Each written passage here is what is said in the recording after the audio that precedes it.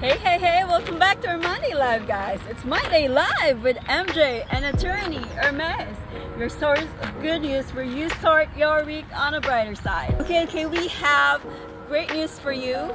In case you didn't finish your taxes yet, we've introduced to you our full services, bookkeeping, taxes, and payroll. If you haven't done anything yet, IRS extended the due date for tax returns for individuals. Instead of April 15th this year, it's going to be on May 17th. Not only that, they extended the tax returns, they also extended the deadline if you wanted to contribute more on your IRA, things that are extended, which are listed here.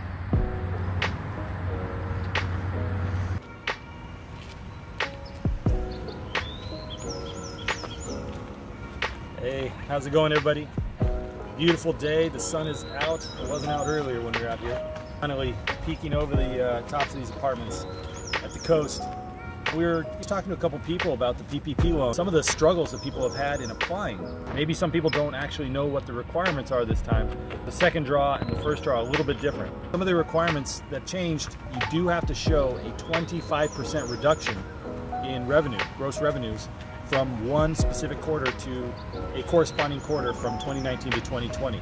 If you don't show any reduction up to 25%, if you only had a 20% reduction, unfortunately you're not going to be able to qualify. That's one of the requirements of the second draw PPP loan. Right now, since you have a lot of time to file your taxes by May 17th, then you have enough time to process your Schedule C in case you're a sole proprietor, meaning you have a DBA or a fictitious business name.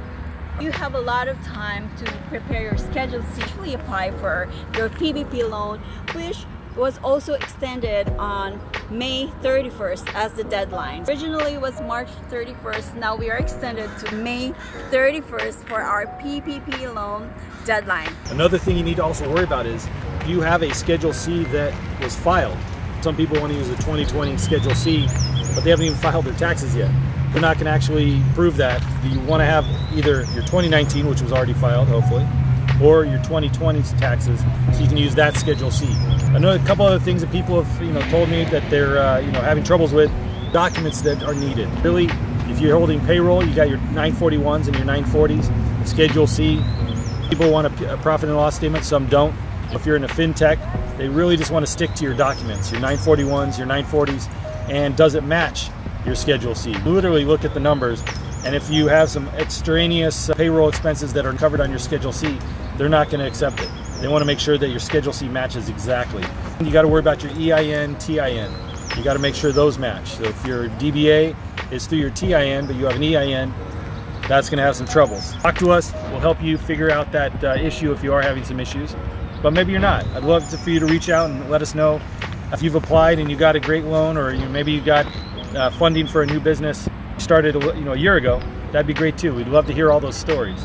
We're really just here. We want to provide service. We want to help people get the funding they need to succeed. As we were talking about the other day, this might be the new normal for a little bit of time.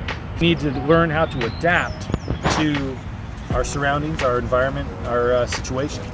And the best way to do that is talk to people, talk to professionals, talk to us. We'll help you get through this. Here we see a PPP loan forgiveness calendar. Depending on when you receive the loan proceeds from your bank or lender, and depending on which covered period you chose to utilize to use the loan proceeds on payroll, either 8 weeks, 10 weeks, or 24 weeks, that will determine the last day of your covered period.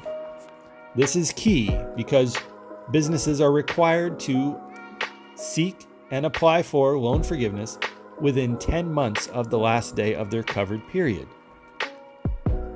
Now, in this example, this business received loan proceeds from their bank on April 16th, 2020. They chose to utilize the 24-week covered period, and since they only received 2.5 times their monthly payroll, all loan proceeds would have been exhausted by the 24th week if they utilized the loan proceeds only on payroll.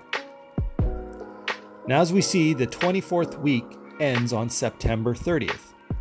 This is key because now this business has 10 months from September 30th, 2020 to apply for and get loan forgiveness from their bank and SBA. 10 months after September 30th, 2020 is July 30th, 2021.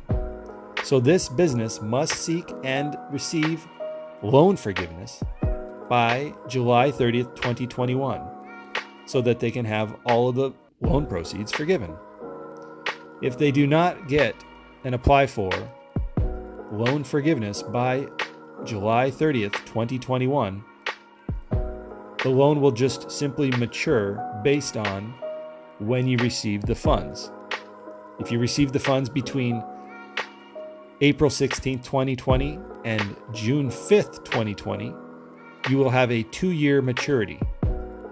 If you received the funds from your bank or lender on June 6th, 2020 through August 8th, 2020, you have a 5-year maturity. And again, you have 10 months from the last day of your covered period to seek and apply for and receive loan forgiveness from your bank or lender.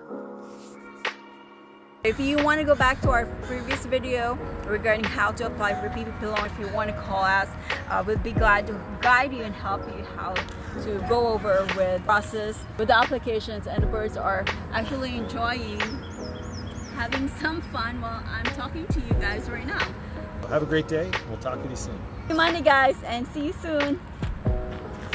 Hey, thank you so much for watching the video. Please press like and don't forget to subscribe. And as always, you can follow us on any of these other social media accounts. Have a great day, and we'll talk to you soon.